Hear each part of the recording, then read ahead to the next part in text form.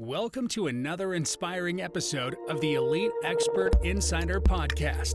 Hosts Melanie Johnson and Jen Foster are the owners of Elite Online Publishing. They're both Wall Street Journal, USA Today best-selling authors. We're really glad you're here because this podcast was designed for you. Meet industry experts that share their secrets and strategies. Get successful results for your business in money, relationships, health, and your life. Each episode is going to inspire you to take action towards reaching your greatness.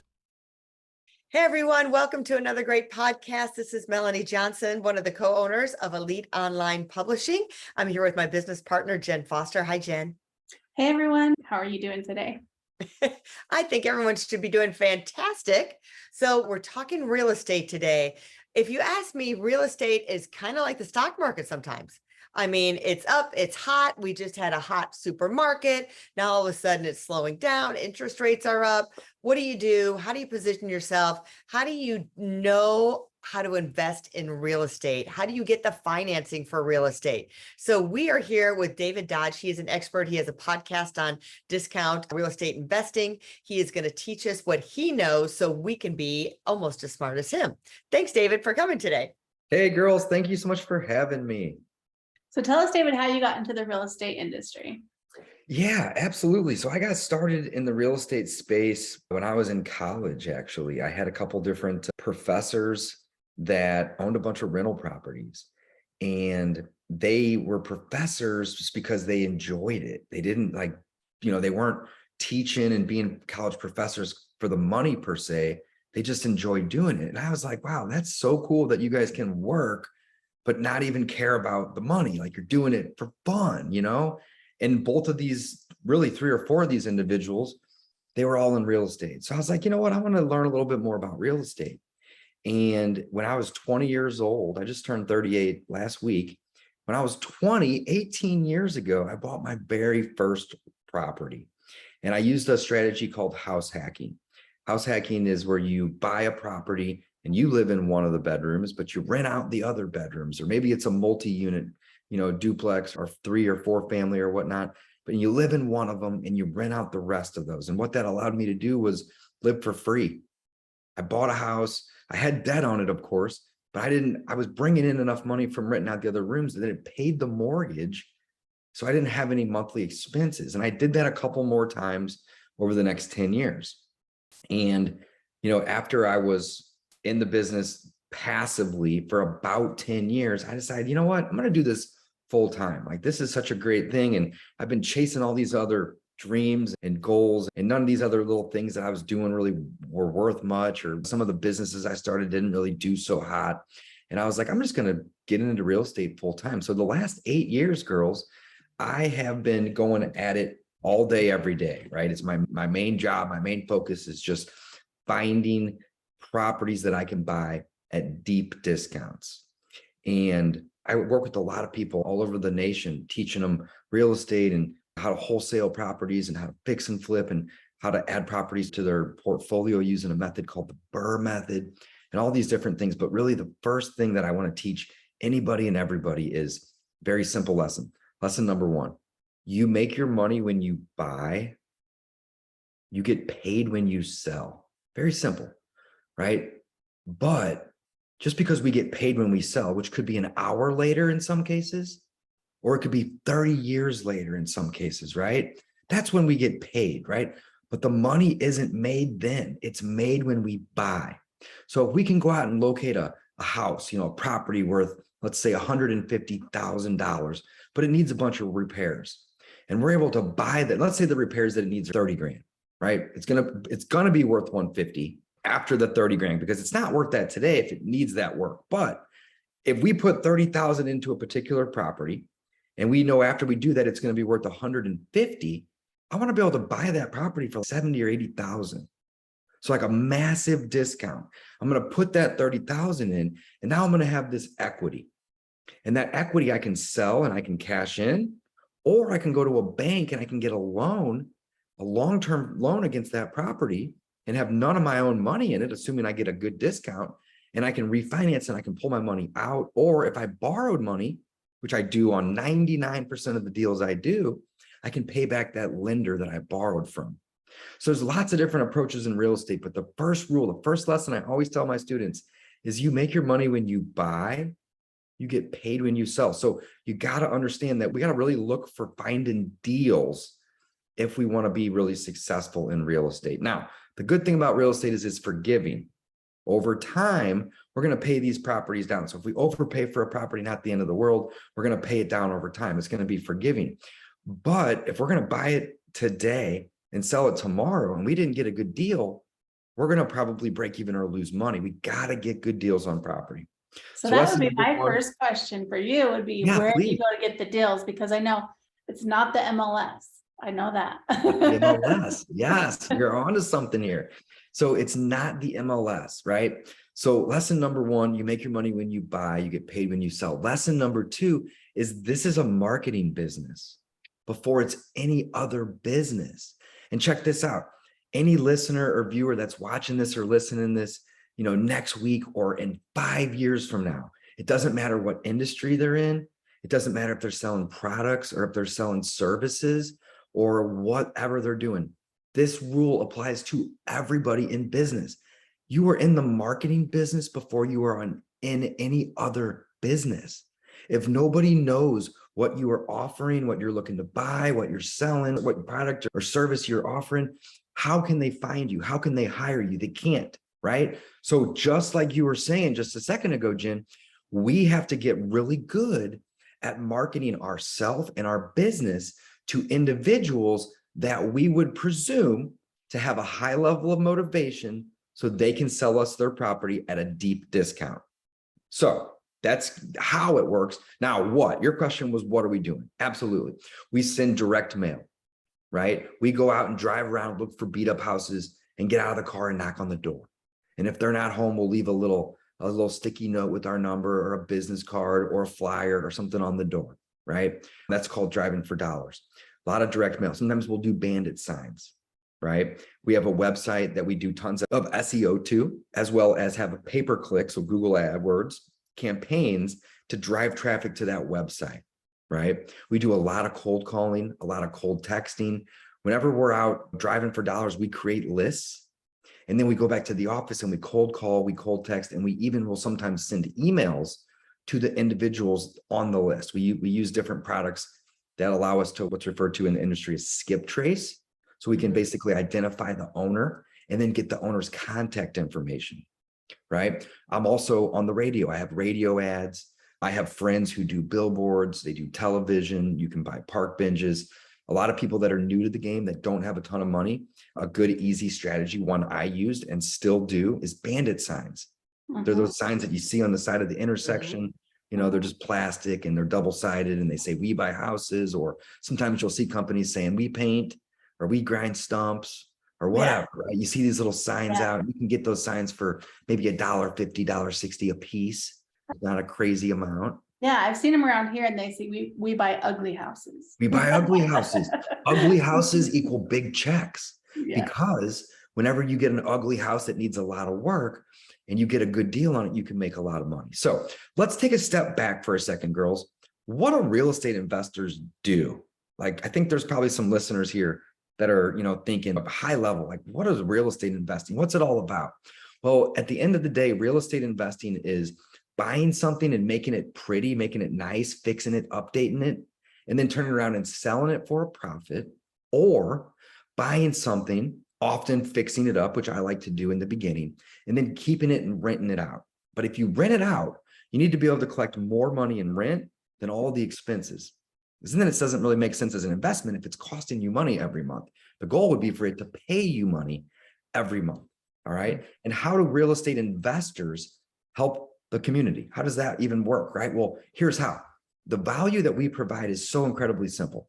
What we do is we look for deals, like I mentioned, from distressed individuals.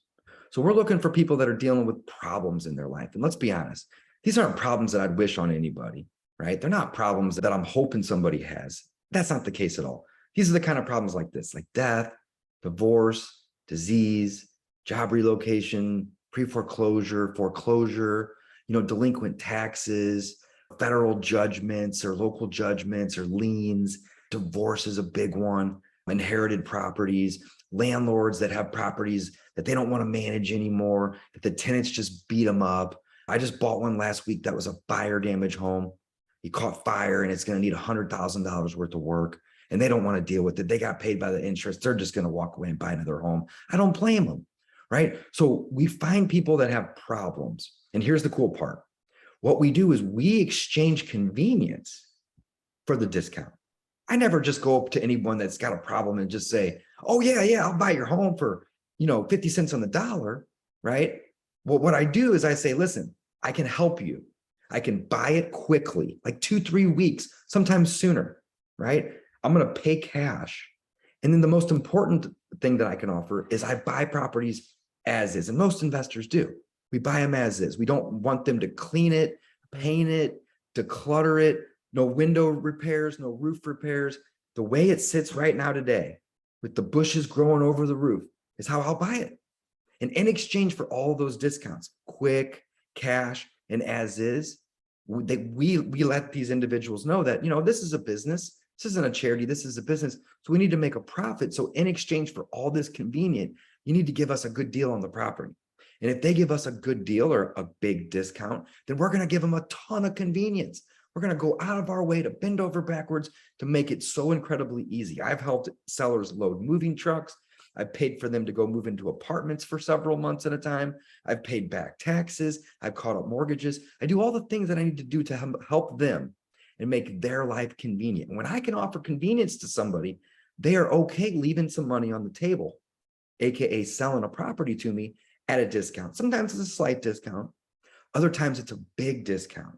But then what am I doing at the end of the day? I'm buying problems.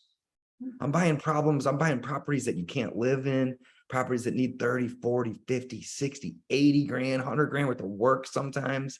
I'm buying fire damage properties. I'm buying properties that the tenants have destroyed. So I'm solving problems in the community, and I'm helping the community by bringing these properties back, taking a vacant property with boarded up windows that's dangerous and could have squatters and drugs and bad stuff in it. And I'm making it pretty again, right? So that's really what investors do. We try to find people with problems. We locate those problems. We offer convenience to them. And then in exchange for that convenience, right, we ask for a discount. So what I'm seeing is this isn't for the Thanks faint for letting of me get all heart, that out. right? So what I'm hearing is, so to start in this business, it helps to have cash or cash available. So either you have to have your own cash, or you have to have investors, or you have to have lenders lined up. So when you start, if you want to buy and fix things, right? No, that is such a great question. So check this out. You are right. If you want to buy and fix, or if you want to buy and hold.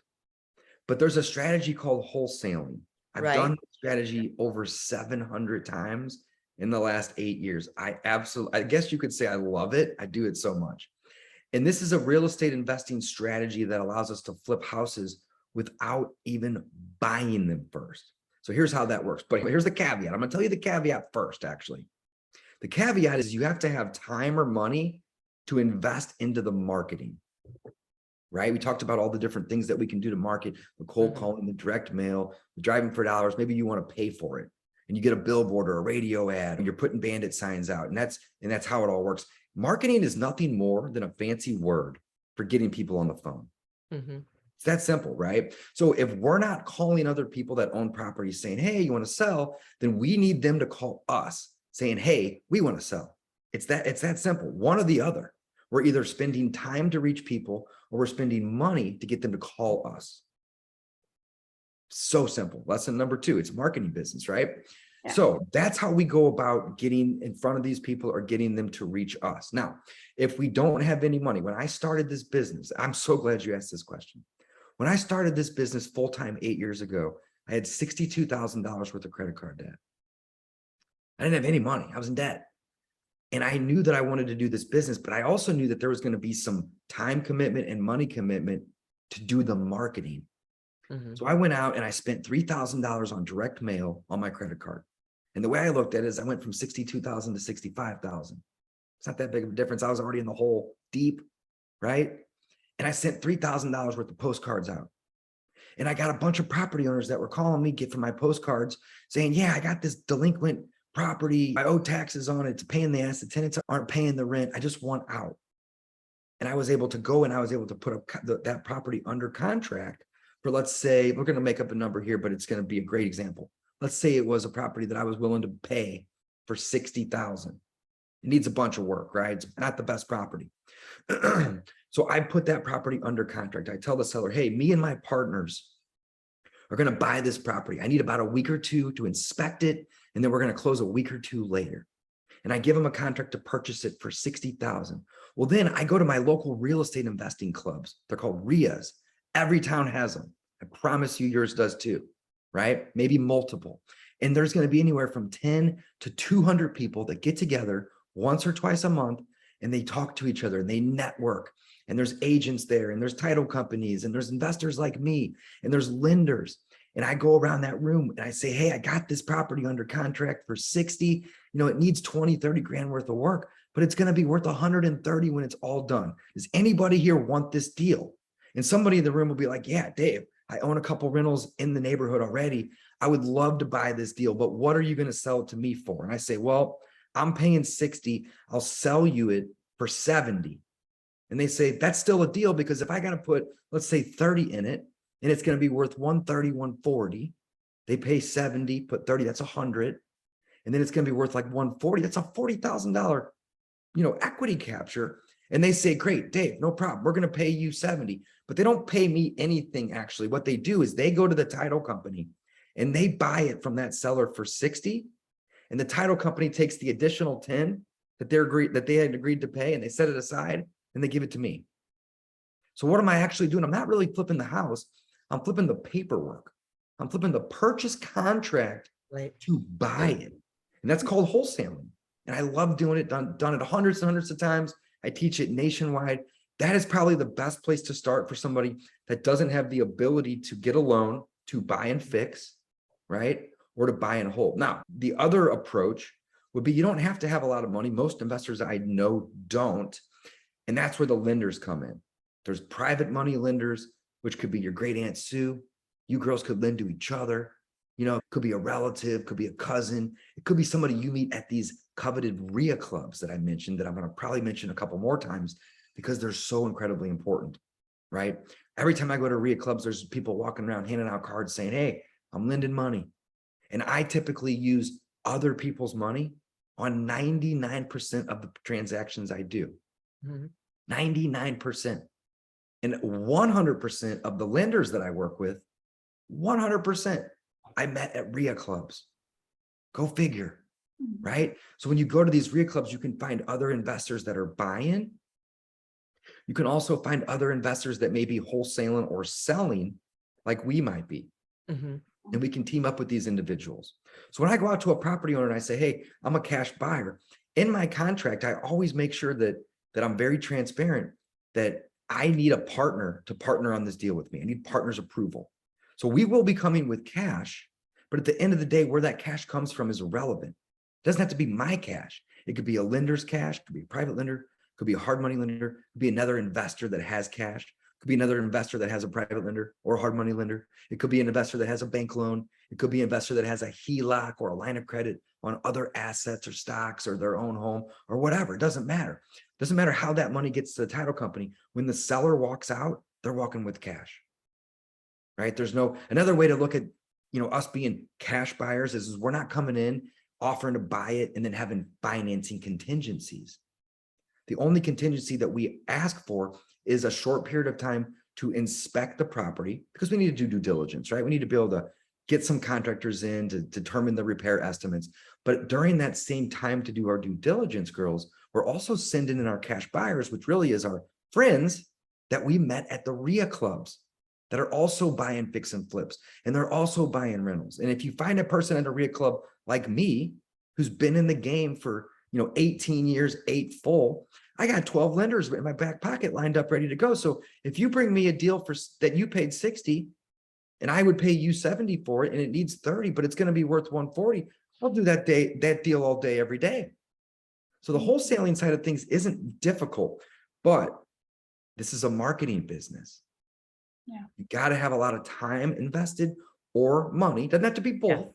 Doesn't have to be both, but it's going to be one or the other if you want to get your phone to ring or ring other people's phones. That's marketing, 101. So excellent question. Hopefully I answered that in detail. Yeah. Yeah. Yeah, I think that's a really great stories and questions. And I think real estate investing is a really good way to start your own business if you're ready to make money. Because when you asked that question at the beginning, what does a real estate investor do? My first thought was make money. They make money. That's what they do. Well, here's the beautiful thing. You're not wrong. We make money when we solve problems. And the bigger problem that we are able to help somebody else solve, the more money we can make. And that's the beautiful thing. Let's be honest. If you get good at real estate investing, it can be very lucrative, right? But there's so many other benefits of being a real estate investor. We're helping people out of bad problems. We're making money. You mentioned that one. But we're helping people out of bad problems, right? We're also bringing neighborhoods back, and we're getting rid of vacant and dilapidated properties. We're helping people that are in bad situations. So at the end of the day, there's really two things that we look for, just two. Number one is a distressed property owner. And there could be a million reasons why they would be distressed. Death, divorce, disease, very common. But a distressed property owner. If they're distressed, that means I can provide convenience to them. I can help them in some way, and I can get a discount on a property. The other thing we're looking for is distressed properties. So it's distressed property owners or actual properties themselves that are distressed.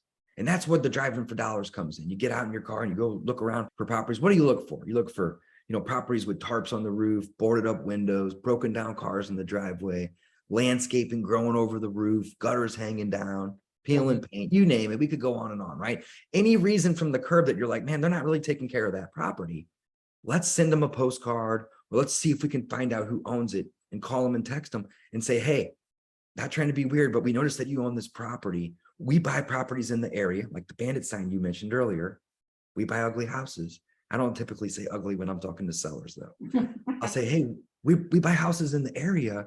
We noticed that you own this one, and we just wanted to see, do you have any interest in selling? If they say, no, leave me alone, then we do that. We leave them alone.